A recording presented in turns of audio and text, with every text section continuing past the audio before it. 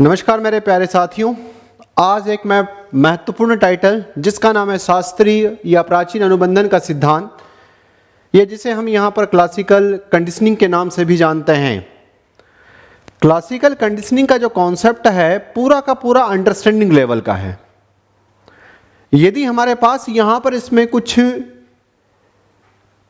तत्व जो इसके हैं यदि प्रॉपर तरीके से समझ लें तो फिर बार बार कभी पेओलो की क्लासिकल कंडीशनिंग को पढ़ने की आपको आवश्यकता महसूस नहीं होगी, क्योंकि यहां पर जब अगर हम इस पेओलो की क्लासिकल कंडीशनिंग थ्योरी की अगर हम बात करते हैं तो सबसे पहले आपके पास यहां पर जो बात आती हुई दिखाई देगी वो ये कि इसका पूरा नाम क्या था। तो आपने को इसमें यहां पर जब अगर हम देखें तो शास्त्रीय अनुबंधन का सिद्धांत आप जिसे कहते हैं, जिसे आप प्राचीन अनुबंधन का सिद्धांत कहते हैं, जिसे आप पुरातन अनुबंधन का सिद्धांत कहते हैं, जिसे आप अंग्रेजी में क्लासिकल कंडीशनिंग थ्योरी कहते हैं, इसको देने वाला विद्वान कौन है? तो इसको देने वाला जो विद्वान था उसका नाम था आपके पास यहां पर आई और उसके बाद में पी और ये शब्द है आपके पास पावलो। एग्जामिनेशन पॉइंट ऑफ व्यू से हमको यहां पर इसका पूरा नाम याद रखना चाहिए कि इसको जो देने वाला जो विद्वान था उसका नाम है इवान पेत्रोविच पावलो के द्वारा क्लासिकल कंडीशनिंग थ्योरी को दिया गया था। बेसिकली यहां पर एक बार इसी प्रकार का प्रश्न उन्होंने जीन पियाजे के संदर्भ में पूछ लिया था कि जीन पियाजे कहां का रहने वाला है। उसी कॉन्टेक्स्ट में यहां पर इवान पेत्रोविच पावलो की जब अगर अपन बात करें तो इसका भी एक आध बार प्रश्न आया कि ये कहां का है, तो ये रूस का रहने वाला था।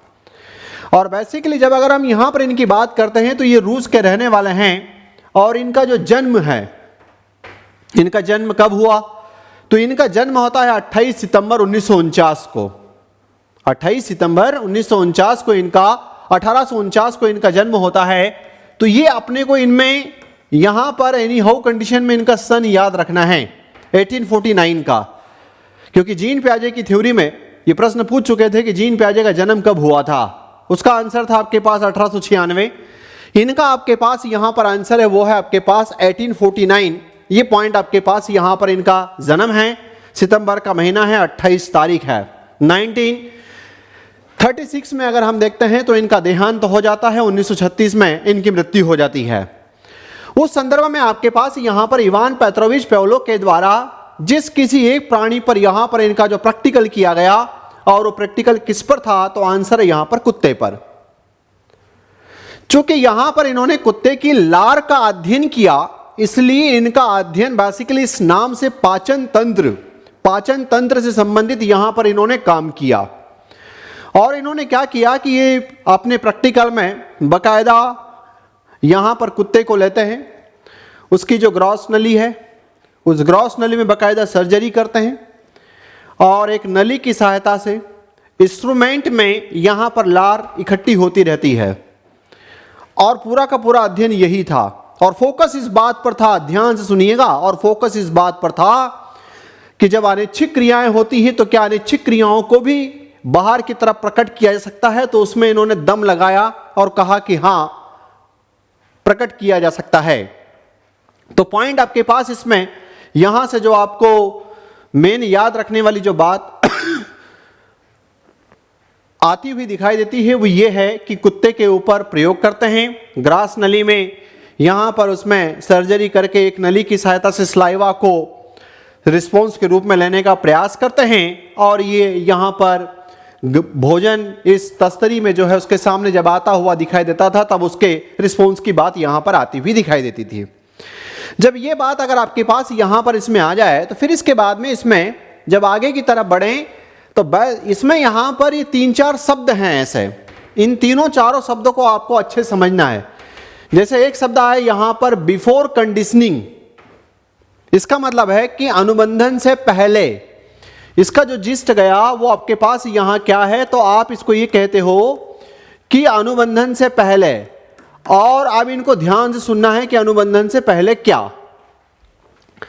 बेसिकली अगर हम यहां पर इसकी भोजन की बात करें, जब इसके सामने यहां पर मांस के रूप में भोजन की प्रस्तुति दी गई तो भोजन वाले पॉइंट में मांस के टुकड़े में इतना दम था कि उससे यहां पर ये लार, ये स्लाइवा जो है, जैसे ही उसके सामने जाता था तो लार देना चालू कर देता था। इसीलिए एक जगह पेओलो अपनी क्लासिकल कंडीशनिंग की थ्योरी में कहते हैं कि बेसिकली जिसको आप यहां पर शॉर्ट फॉर्म में यूसीएस के नाम से जानते हो, पेओलो एक जगह इसको यहां पर कहते हैं कि ये नेचुरल स्टिमुलस भी हैं, प्राकृतिक उद्दीपक भी हैं। कौन? आंसर आपके पास यहां पर आया भोजन, और भोजन में इस बात का दम था कि कुत्ता जो है वो लार टपकाता हुआ दिखाई दिया। फॉर एग्जाम्पल के लिए आप घर में बैठे हुए हैं, गर्मा गर्म समोसे ला करके अगर वहां पर रख दिए जाए, इसका मतलब है कि अब आपको समझ में आने वाला है कि समोसे हमारे सामने आने वाले हैं, तब आप क्या करेंगे? तो आपका स्लाइवा, आपका लार जो है वो आना चालू हो जाएगा और आप धीरे धीरे लार को गटकना चालू कर दोगे। तो बिफोर कंडीशनिंग में जो यूसीएस वाला जो पॉइंट था उसमें इतना दम था, भोजन में इतना दम था कि कुत्ते की लार ले आ सकते थे वो। तो इसको यहां पर जब भोजन के साथ यदि लार आ रही थी तो उस वाली घटना को ये अपने प्रैक्टिकल में यहां पर जिस नाम से जानते थे वो कहलाता था यूसीआर, अनकंडीशनल रिस्पॉन्स के नाम से इसको यहां पर उन्होंने जाना। फिर यहां से जब इधर की तरफ गए, ये पहला वाला पॉइंट, फिर यहां पर आपके पास आया बिफोर कंडीशनिंग, यहां पर भी शब्द वही है। यहां पर भी आपके पास पॉइंट ऐसा है कि अनुबंधन से पहले, इसमें भी आपके पास इसमें आया कि अनुबंधन से पहले, चूंकि उन्होंने एक अपने प्रैक्टिकल में लिया था भोजन और एक लिया था यहां पर बेल या घंटी।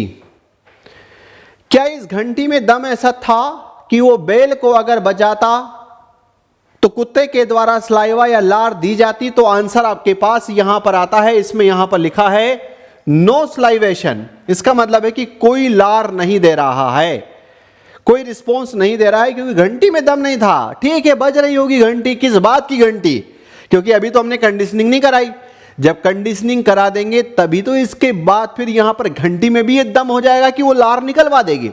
लेकिन अभी तो हम यहां पर बात कर रहे हैं जिसकी वो टाइटल आपके पास क्या है, तो आंसर है बिफोर कंडीशनिंग।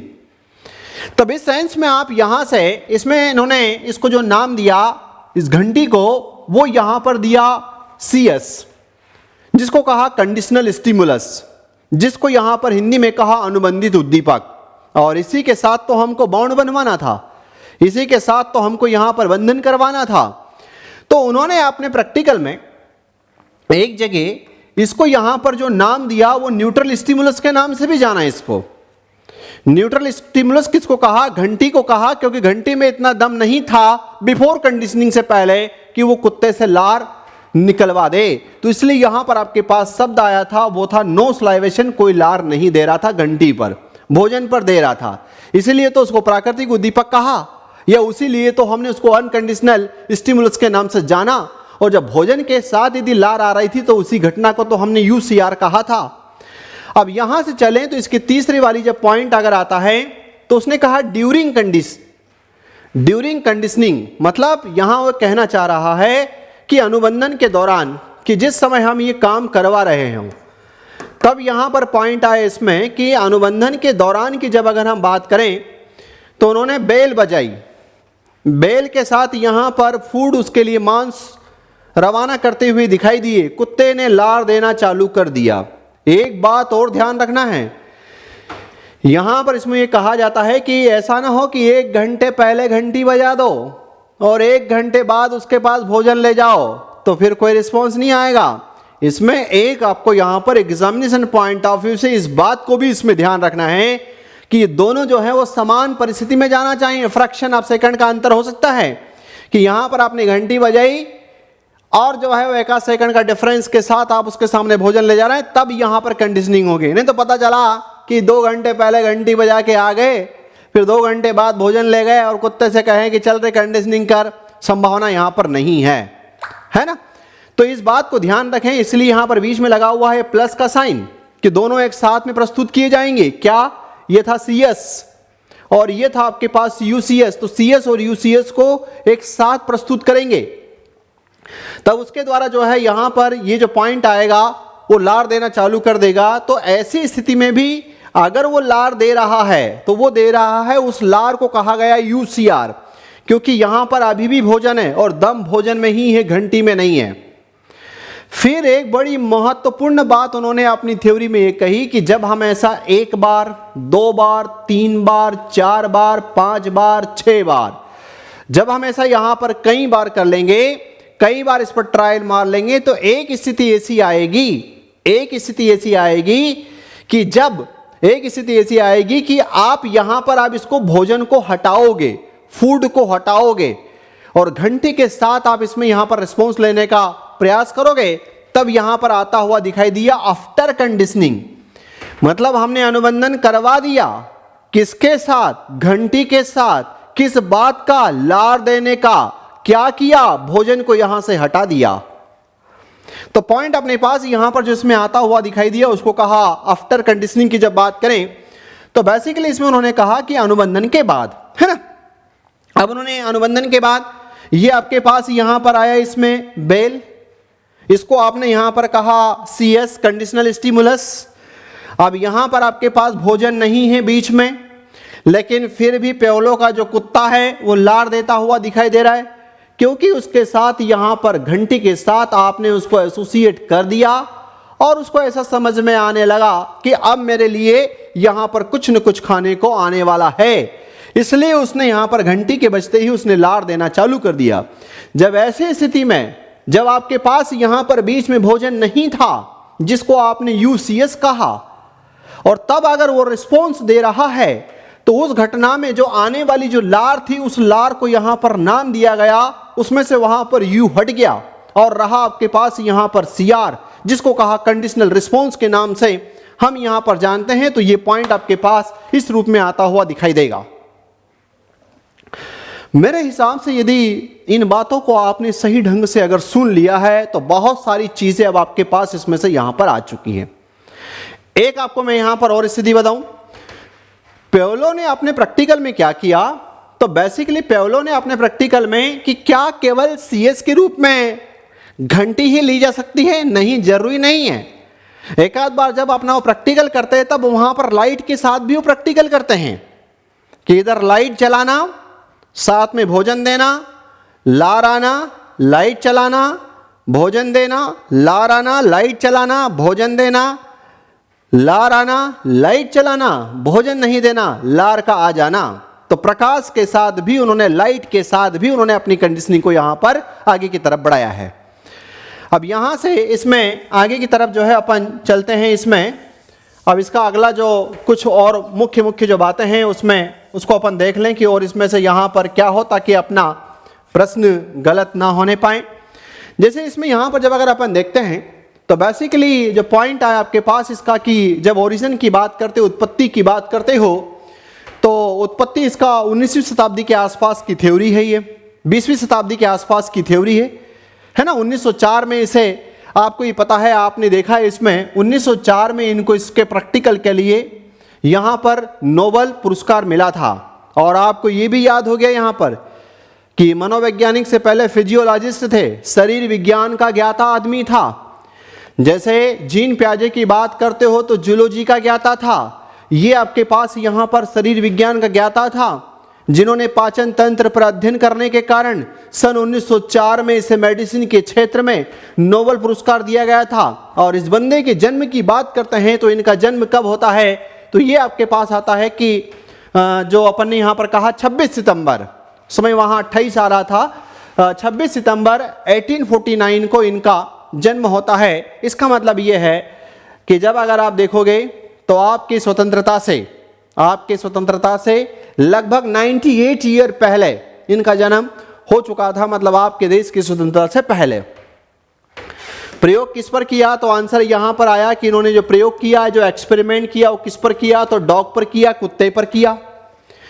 इसमें यहां पर आपके पास मुख्य शब्द ये हैं और इन मुख्य शब्दों को मैंने अभी आपको यहां पर वैसे तो समझा दिया, फिर एक बार इसमें यहां पर समझा दूं ताकि इसमें कभी गलत ना होने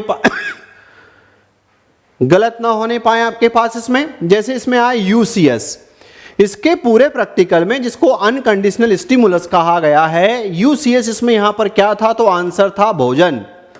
और इसमें आप यहां पर यह भी याद रखेंगे कि इसको यहां पर इन्होंने प्राकृतिक उद्दीपक भी कहा, नेचुरल स्टिमुलस के नाम से भी इसमें यहाँ पर इसको जाना। और इस नेचुरल स्टिमुलस में दम था कि कुछ कंडीशनिंग होती है नहीं होती, वो लार टपकाने के लिए मजबूर कर रहा था। तो इसके प्रैक्टिकल में यहाँ पर यूसीएस क्या था, तो आंसर है भोजन, जिसको नेचुरल स्टिमुलस भी हम कहते हैं। जब भोजन के साथ अगर वो लार दे रहा था तो उस समय की आने वाली लार को हम जिस नाम से डिफाइन करते हैं वो है आपके पास अनकंडीशनल रिस्पॉन्स, जिसे यूसीआर कहा। फुल फॉर्म भी आपको पता होना चाहिए। फिर यहां पर इसमें जो शब्द आया, ये दोनों शब्द आपके पास एक ही है, जिसको आप यहां पर एनएस और सीएस के नाम से जानते हैं। पर यहां पर फिर भी जैसे अगर देखें तो नाम आया न्यूट्रल स्टिमुलस, कि जब अगर हम पहली बार में हमने ऐसी यहाँ पर घंटी बजाई थी और उसे वहाँ पर लार, तो लार उसमें वहाँ पर किसी प्रकार की कोई लार नहीं आई थी, केवल घंटी बजाने से कोई लार नहीं आई थी। तो ये वाला जो पॉइंट आपके पास न्यूट्रल स्टिमुलस क्या था इसके प्रैक्टिकल में, तो आंसर आया यहाँ पर घंटी। क्या घंटी ही हो सकती है? नहीं, इन्होंने अपने यहाँ पर प्रैक्टिकल में प्रकाश का भी प्रयोग किया है।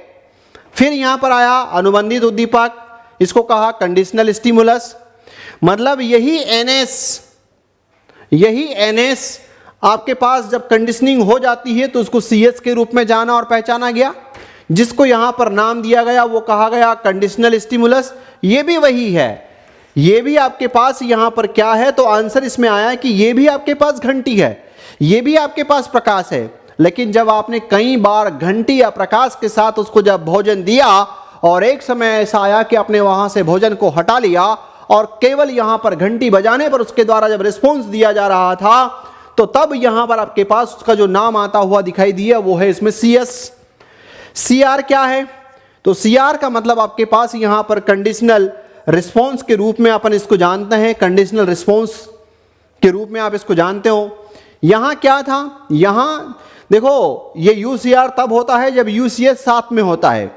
जब यूसीएस साथ में नहीं होता और जब सीएस से ही हम यहां पर रिस्पॉन्स लेने, क्योंकि कंडीशनिंग हो गई, अनुबंधन हो गया, जो चीज़ सिखाना था वो हमने सिखा दी, तो ऐसी परिस्थिति में आपके पास जो आने वाला जो पॉइंट था वो था इसमें यहां पर सीआर। तो ये टाइटल आपके पास अनुबंधित अनुक्रिया की, जब अगर हम बात करें प्रतिक्रिया की तो वो बात है। अब इसमें यहां पर आपने ये क्लासिकल कंडीशनिंग की प्रक्रिया क्या है वो मैंने आपको बताया, बिफोर कंडीशनिंग, ड्यूरिंग कंडीशनिंग और आफ्टर कंडीशनिंग। ये चार बातों में मैंने आपको अच्छी तरीके से वहां पर बताया क्लासिकल कंडीशनिंग की प्रक्रिया में। इसके मध्य यहां पर दो तीन बड़े पावरफुल वाले शब्द हैं, इन पर थोड़ा सा आप गौर करें, आपको समझ में आना चाहिए और इसको यहां पर ध्यान से सुन लेना। शब्द आया आपके पास यहां पर, इसको अपन विलुप्ति कहते हैं, यह इसको हम समाप्ति के रूप में भी जानते हैं अंग्रेजी में। आपके पास यहां पर जो कहलाता है वो ये है। अब इसमें टाइटल इसमें आया कि विलुप्ति, या इसका मतलब आपके पास क्या है, तो इसको ऐसे समझो, जैसे मैं इसको थोड़ा सा यहां से रफ करूं और आपको ये बताने का प्रयास करूं कि ये क्या है। आपने यहां पर सीएस के साथ में सीआर लेना चालू कर दिया था, आपने भोजन हटा दिया था और घंटी के साथ, घंटी की ध्वनि के साथ उस प्राणी से लार लेना चालू कर दिया था। तो ऐसा आपने एक बार किया, आपने दो बार किया, आपने तीन बार किया, आपने यहाँ पर तो ऐसा आपने कई बार किया। अब प्राणी को धीरे धीरे ऐसा समझ में आने लग गया कि घंटी बजने के बाद कुछ नहीं मिलता, तब उन्होंने यहाँ पर रिस्पॉन्स देना खत्म कर दिया।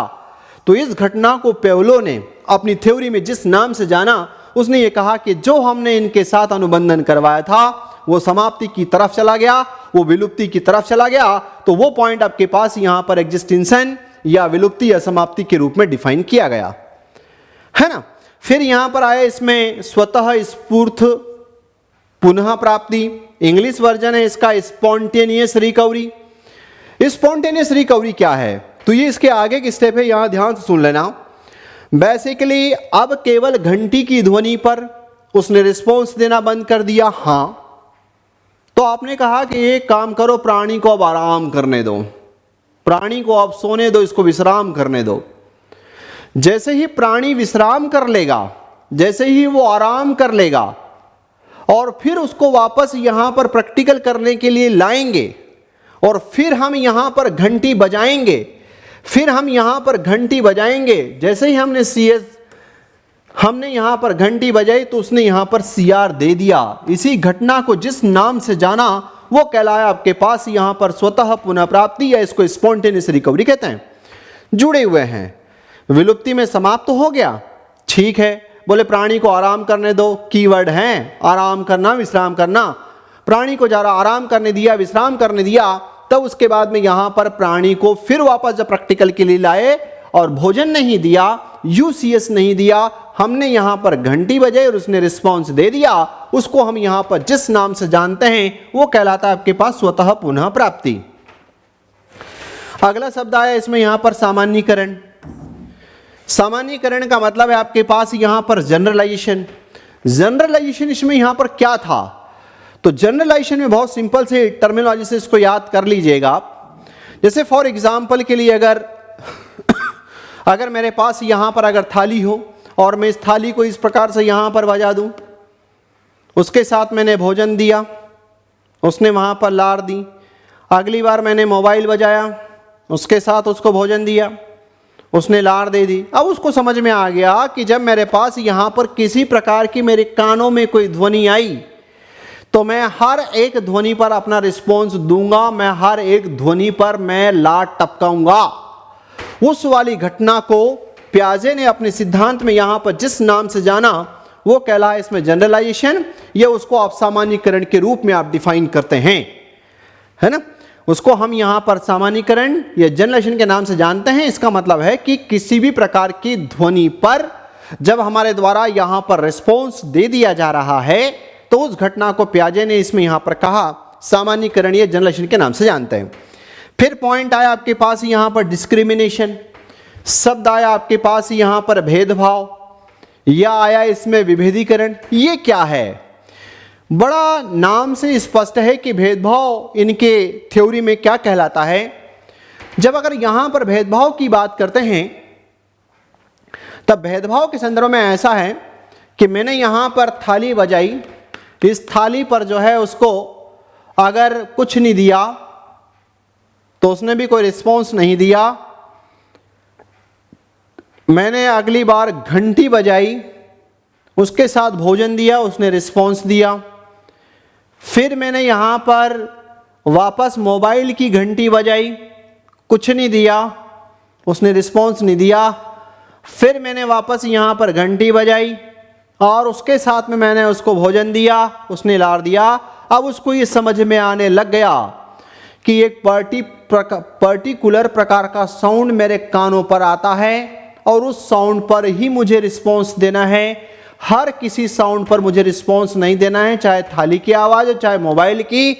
जो घंटे की ध्वनि होगी केवल मेरे को यहाँ पर। तो विभेदीकरण का मतलब ये होता है कि इसमें यहाँ पर हर किसी उद्दीपक पर, हर किसी स्टिमुलस पर हमको रिस्पॉन्स देने की आवश्यकता नहीं है। उसे ही हम यहाँ पर जिस नाम से जानते हो कहलाता है भेदभाव। मतलब इसको स्टिमुलस के मध्य अंतर करना सिखा देते हैं। मान लो मैंने प्रैक्टिकल में सफेद प्रकाश के साथ उसकी कंडीशनिंग कराई, लाल प्रकाश पर कुछ नहीं दिया, हरे पर कुछ नहीं दिया, पीले पर कुछ नहीं दिया। तब अगर आप यहां पर पर्टिकुलर समय कैसा आएगा कि केवल वो आप लाल, पीला, हरा, नीला किसी भी प्रकार का अगर लाइट लगा देते हैं तो वहां पर उसमें कुछ भी मिलने वाला नहीं है। तब ऐसी स्थिति में जब बात अगर आती हुई दिखाई देती, उसको ये समझ में आ गया कि जब मेरे को केवल सफेद वाला लाइट जलेगा तब ही मुझे मिलेगा। तो उस वाले पॉइंट्स को अपन यहां पर जिस नाम से जानते हैं वो क्या कहलाता है, उसे भेदभाव के रूप में इंटरप्रेट किया जाता है ना। तो ये मेरे हिसाब से आपको इसमें यहां पर बहुत बेहतरीन तरीके से समझ में आ गया होगा। जो भी आपका कमेंट होगा वो कमेंट बॉक्स में आप लिखें। इसमें एक दो बातें और अभी काम की जो मुझे बतानी है मैं बताता हूं आपको। जैसे यहां पर अगर अपन इसमें देखें तो वो जो मैंने आपको पहले बताया था पिक्चर के माध्यम से, वही वाली बात है आपके पास यहां पर कंडीशनिंग से पहले। ध्यान रखिएगा कि जब अगर आपके पास यहां पर कंडीशनिंग से पहले जो CS था उसको न्यूट्रल स्टिमुलस के रूप में नाम देता है और UCS के साथ लार आ रही थी, यस, घंटे के साथ लार नहीं आ रही थी। फिर यहां पर अपन आगे कंडीशनिंग के दौरान क्या था, जब आपने घंटी की ध्वनि के साथ उसे जब भोजन दे रहे थे तो वो लार देना चालू कर रहा था। और यह जोड़ी, कौन सी जोड़ी? ये वाली जोड़ी आप कई बार इसमें यहां पर दर्शा रहे थे। ये वाला जो है आप पॉइंट कई बार जब दर्शा रहे थे तो एक समय ऐसा आता है कि केवल आपने घंटी बजाई और उसने यहां पर लार दे दी थी, तो ये वाला पॉइंट आपके पास हो गया अनुबंधन, या इसे ही हम यहां पर कहते हैं शास्त्रीय अनुबंधन का सिद्धांत, कि जब किसी प्राणी को कंडीशनल स्टिमुलस, जब किसी प्राणी को कंडीशनल स्टिमुलस, न्यूट्रल स्टिमुलस और अनकंडीशनल स्टिमुलस दोनों ही एक साथ प्रवेश कराए जाते हैं, और ऐसा ही जब प्रैक्टिकल के दौरान कई बार किया जाता है, तब एक समय एक स्थिति ऐसी आती है कि केवल हमारे द्वारा यहां पर कंडीशनल स्टिमुलस, अनुबंधित उद्दीपक को प्रस्तुत करने पर ही प्राणी के द्वारा अनुक्रिया दे दी जाती है, प्रतिक्रिया दे दी जाती है। तो उस घटना को हम यहां पर जिस नाम से जानते हैं वो कहलाता है अनुबंधन। और इवान पेत्रोविच पाव्लोव कहते हैं कि मेरे जीवन का ये सबसे बड़ा अचीवमेंट है जहां पर मैंने ऐसा कोई काम करके दिखाया। तो ये वाली बात आपके पास वहां पर उसी रूप में। अब इसमें यहां पर आगे की तरफ एक बात और है कि बेसिकली जब भी अगर आपके सामने ये चीजें आती हैं तो ये कहा जाता है कि पाव्लोव ने इतना बड़ा सिद्धांत दिया। हाँ, क्या इसके सिद्धांत को आज हम पढ़ रहे हैं? हाँ। जब अगर हम आज अगर इसको पढ़ रहे हैं तो कई बार आपको कंपटीशन एग्जाम में इससे रिलेटेड यहां पर एग्जाम्पल आते हैं, और उन एग्जाम्पल्स को आप कैसे पकड़ोगे वो ध्यान से सुनना है। इसमें एक शब्द आता है इसमें एजुकेशन इम्प्लीकेशन, जिसको कहा जाता है शैक्षिक निहितार्थ। हाँ, तब आपके पास आता है कि विद्यार्थियों में अच्छी आदतों का निर्माण करना, है ना, विद्यार्थियों में अच्छी आदतों का निर्माण करना, गुड हैबिट्स बनाना। प्रश्न आया है एक बार ऐसा कि गुड हैबिट्स फॉर्मेशन की जब बात करते हैं तो कौन सी कंडीशनिंग के दौरान होता है? तब आप वहां पर जवाब देते हो कि पाव्लोव की क्लासिकल कंडीशनिंग के दौरान ये बात होती है इसमें। अब यहाँ क्या है बेसिकली, जैसे कभी कभी इसमें यहाँ पर कि एक बच्चा है जो घर में सोया है। अब यहाँ पर माँ ने उसकी कहा उसे कि चल बेटा उठ, और उसके साथ उन्होंने लाइट जलाया, बच्चा उठ गया, है ना। अब इस घटना को देखना, गुड हैबिट फॉर्मेशन को अपन इसमें यहां पर कैसे लेते हैं, जैसे CS, ये पॉइंट आपके पास UCS, और यहां पर है आपके पास UCR। फिर यहां पर अपन वापस में लिख दें CS, और इधर की तरफ अपन यहां पर लिख दें CR। बीच में आपने कई सारे जो है वो ट्रायल इसमें यहां पर कर लिए। अब इसमें ऐसी स्थिति में जब आया तो इसमें यहां पर ध्यान देने लायक बातें कि CS यहां पर इस मां के संदर्भ में क्या है, तो आंसर है प्रकाश। UCS इसमें क्या है, तो मां की आवाज, मां की जो आवाज है वो है आपके पास यहां पर UCS। UCR क्या था, तो UCR बच्चे का बिस्तर से उठना, ये जो है पॉइंट आपके पास यहां पर। तो उठना एक प्रकार की क्या हो गई, तो एक प्रकार का रिस्पॉन्स हो गया, प्रतिक्रिया हो गया। अब उसने यहां पर एक बार उसने जैसे ही यहां पर लाइट का बटन, चल बेटा उठ, बेटा जो है उठकर खड़ा हो गया। फिर अगले दिन वापस लाइट का बटन, उसके बाद में बेटा उठ, बेटा जो है वो उठ गया। फिर अगले दिन यहां पर लाइट का बटन, चल बेटा उठ, बेटा उठ गया। अब इसमें यहां से जब आगे की तरफ बढ़े तब एक दिन ऐसा हुआ कि मम्मी कोई बहुत ज़्यादा काम के प्रेशर में बिजी थी। मम्मी आई उसके बेडरूम में, उसके कमरे में, और केवल लाइट जला दिया, और माँ ने ये नहीं कहा कि उठ, पर ये बच्चा जो है अपने बिस्तर से उठता हुआ दिखाई दिया, उठता हुआ दिखाई दिया। इसका मतलब है कंडीशनिंग हो गई। किसके साथ? प्रकाश के साथ। माँ वहां से जो उसकी माँ की जो ध्वनि थी, जो अनकंडीशनल स्टिमुलस का काम कर रही थी, उस अनकंडीशनल स्टिमुलस को हमने एसोसिएट किसके साथ कर दिया? प्रकाश के साथ कर दिया। वही घटना कहलाती है अच्छी आदतों का निर्माण करना। शानदार पॉइंट है। यदि अगर आपको बेसिकली इस प्रकार की चीजें अगर समझ में आ जाए तो सबसे बड़ा खेल है। यहां ऐसे ही प्रश्न आते हैं, और ऐसे प्रश्न में आपको पूछ लेता है CS क्या है, UCS क्या है, UCR क्या है, CR क्या है। तो यदि अगर आपने एक दो प्रैक्टिकल एग्जाम्पल में देख लिया तो फिर कभी गलत इसमें यहां पर नहीं होगा। ऐसा ही एक एग्जाम्पल और बताऊं इसमें कि जैसे एक बच्चा है, अच्छी आदतों के निर्माण में एक बच्चा है जो अपने दादा दादी के साथ रोज मंदिर जाता है। अब यहां पर जैसे अपन ने लिखा इसमें CS, फिर यहाँ पर लिखा इसमें UCS, और इधर की तरफ यहाँ पर आया UCR, है ना। फिर यहाँ पर एक समय ऐसा आएगा कि सीधा इस घटना पर पहुँच जाएंगे। बच्चा अपने दादा के साथ गया मंदिर में। जैसे ही वहाँ पर मंदिर आया, है ना, जैसे ही वहाँ पर मंदिर आया और दादाजी ने ये कहा कि बेटा भगवान जी का मंदिर आया है, प्रणाम दो, ढोक दो, नमस्कार करो। तब यहाँ पर बच्चा जो है यहाँ करता है वो है, उसने दादाजी के कहने पर उसने नमस्कार किया, उसने प्रणाम किया, दंडवत प्रणाम किया। तो दादाजी के जो वचन थे, जो दादाजी की जो ध्वनि थी, दादाजी के जो वचन या जो ध्वनि थी, वो इस कंडीशन में आपके पास UCS थी। जब ऐसे प्रश्न आते हैं ना तो अच्छों के हाथ पैर फूल जाते हैं, ठीक है। अब यहाँ पर पॉइंट आपके पास CS क्या था, तो CS इस परिस्थिति में यहाँ पर जो था वो टाइटल था इसमें टेम्पल, मंदिर।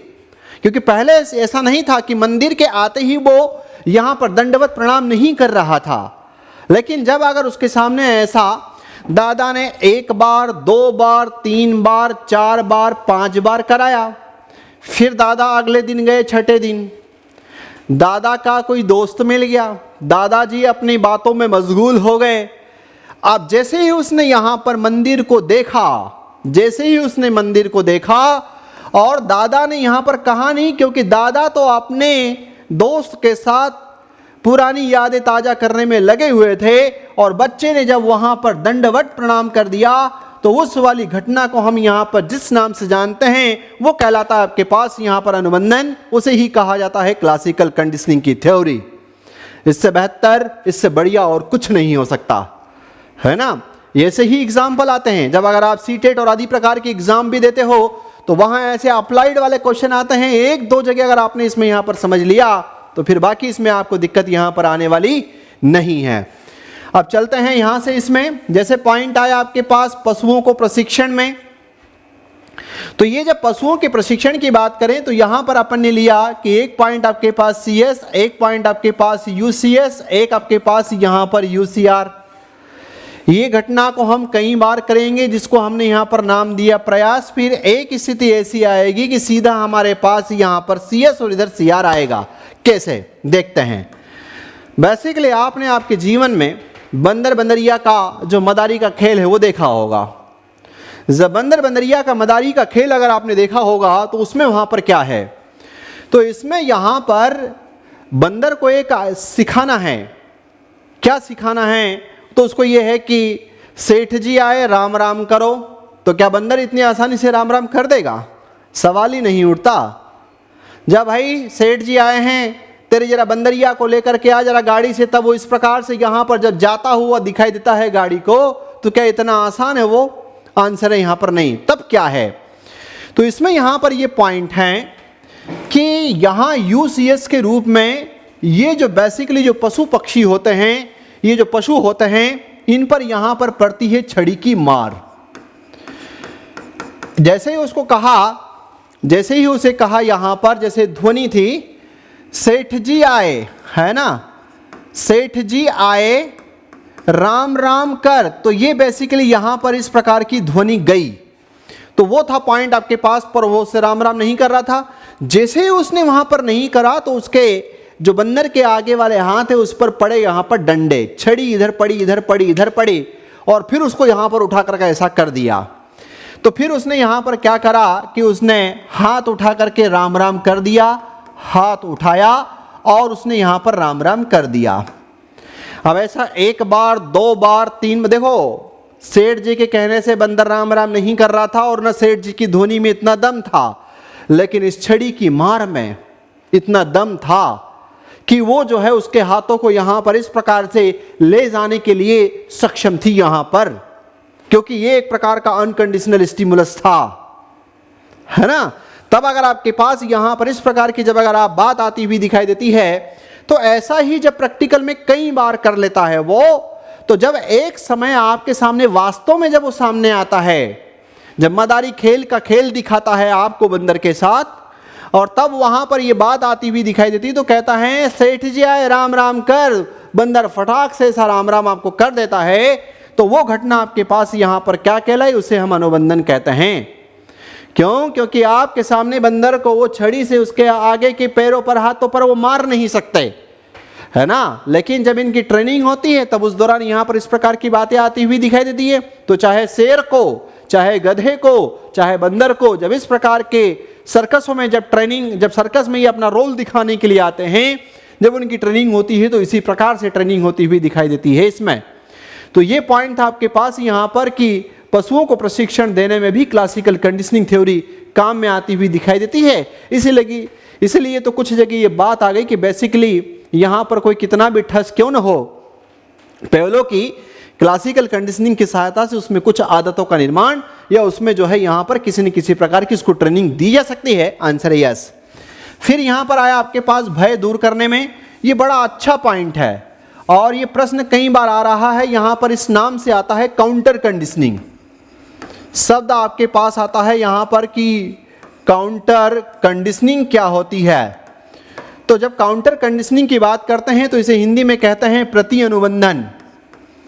अब ये प्रति अनुबंधन यहां पर क्या है, तो प्रति अनुबंधन का एक ही शब्द है यहां पर ये वाला पॉइंट, और वो शब्द आपके पास है इसमें कि डर दूर करने के लिए, भय दूर करने के लिए प्रति अनुबंधन का सहारा लिया जाता है। भय दूर करने के लिए प्रति अनुबंधन का सहारा लिया जाता है। कैसे? तो एक जगह वो अपने इसमें यहां पर ध्यान रखना कि काउंटर कंडीशनिंग भी इवान पेत्रोविच पेवलो की है, जिसको आप क्लासिकल कंडीशनिंग के रूप में आप यहां पर डिफाइन करते हैं, ये उन्हीं का टाइटल है। तो जब अगर यहां पर ये बात आती हुई दिखाई दी तब इसमें ऐसा हुआ कि जैसे मान लो एक पॉइंट है कि जैसे कोई व्यक्ति जो है वो चूहे से डरता है ना। तब यहाँ पर ये इस प्रकार का जो है उसके सामने ऐसे कुछ यहाँ पर ये बनाए जाते हैं, इस प्रकार से रास्ते बनाए जाते हैं, और जो बच्चा चूहे से डरता है उसको यहाँ पर बिठाया गया है इस चेयर पर, और यहाँ पर इसके लिए खाने के लिए कुछ गप वाले आइटम रख दिए, उसको जो सबसे अच्छे लगते हैं वो आइटम यहाँ पर रख दिए। अब चूहा यहाँ है, यहाँ से जब इसको इधर की तरह, तो पहले ऐसा है कि इसको यहाँ से निकाला जाता है चूहे को, ऐसा उसका ध्यान किस में है, इसमें खाने में जो उसको सबसे प्यारा आइटम था वो ला करके उसके लिए यहाँ पर रख दिया। अब उसको लगा कि अभी तो चूहा जो है दूर से जा रहा है और उसका ध्यान किस में है, तो वो है आपके पास यहाँ पर इसमें खाने में, चाहे टॉफ़ी हो जो भी हो इसमें। फिर दूसरी बार में यहाँ से चूहे को निकाला गया थोड़ा सा, अब ये चूहा थोड़ा सा पास चला गया। फिर तीसरी बार में चूहे को यहाँ से ऐसा निकाला गया, ये और पास होता हुआ दिखाई दिया। तो उन्होंने कहा कि प्रति अनुबंधन या काउंटर कंडीशनिंग का उपयोग पेवलो ने अपने क्लासिकल कंडीशनिंग की थ्योरी के दौरान तब किया जब यहाँ पर किसी बच्चे का, किसी व्यक्ति का जब डर दूर करना हो, तो डर को दूर करने के लिए प्रति अनुबंधन या काउंटर कंडीशनिंग शब्द का उपयोग करके अपनी थ्योरी को एक्सप्लेन करने का प्रयास करता है वो। तो ये पूरा का पूरा आपके पास यहाँ पर पेवलो का शानदार वाला एक्सप्लेनेशन। मैं जानता हूँ कि आप सभी लोगों को इसमें यहाँ पर बहुत बढ़िया तरीके से समझ में आ गया होगा। किसी भी प्रकार का अगर आपका कोई कमेंट है तो कमेंट बॉक्स में लिख दें। अगर आपको इसी प्रकार का कोई और टाइटल जहां आपको लगता है कि नहीं एक बार वो टाइटल हमको सुनना है, तो कमेंट बॉक्स में लिख दें कि सर इस टाइटल को भी आप चर्चा कर लीजिए। तो बाकायदा सारे इस प्रकार के टाइटल मैं एक एक करके आपके सामने यहाँ पर रख दूंगा। और इस पेवलो के क्लासिकल कंडीशनिंग से संबंधित जो 30-40 फैक्ट हैं वो भी बेसिकली यहाँ पर ये जो इसका YouTube चैनल है, इस YouTube चैनल के लिंक वाले बॉक्स में आपको उसका कंटेंट मिल जाएगा। वहाँ से भी आप उसको एक बार रिटर्न फॉर्म में भी देख सकते हो, और समझने के लिए तो बढ़िया तरीके से अपन ने यहाँ पर उसको एक्सप्लेन कर ही लिया है।